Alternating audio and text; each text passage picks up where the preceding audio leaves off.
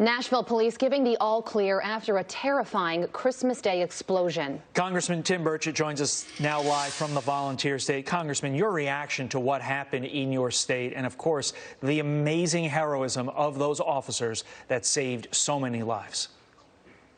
Well, I, like many of you, was shocked that it would happen on Christmas Day, the most holiest day in all of Christian.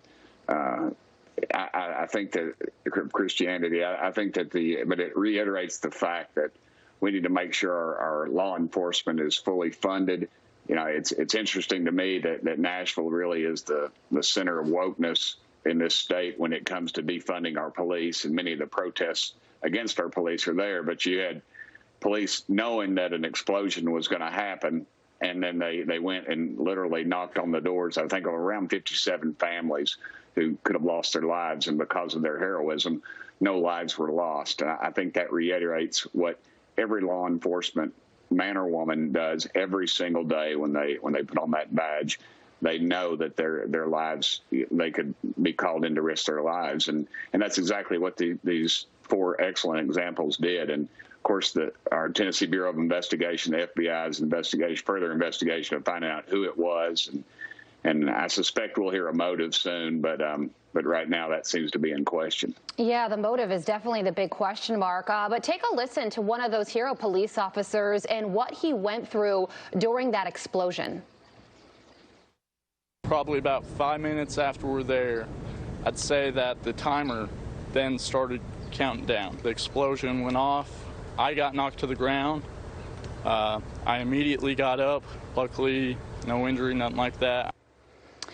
Yeah, I mean, you just think about what police officers have to go through every single day. And I think a lot of folks who could have heard that announcement, that countdown, may have, just poo-pooed it, considered it a joke. They took it seriously, and now they're being credited with saving a lot of lives.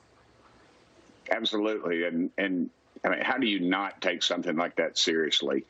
Tennessee, we've been, due to most folks around here's upbringing, we don't see this kind of thing happen. But in fact, this was a homegrown terrorist, and we'll have to address it. Of course, the closeness to the AT&T building and all that, and the disruption of power, you can't help. And him being a computer person by training and being a loner at that, you can't help but think that had something to do with his decision to do that. But my father served in the Second World War in the Marine Corps in the Pacific, and he told me, he said, if somebody wants to take you out and doesn't mind losing their own life, there's not a whole lot you can do about it. And these law enforcement officers knew that, and they are, in fact, heroes. That was certainly one of the themes of the conflict in the Pacific there, Congressman. Meantime, the other big topic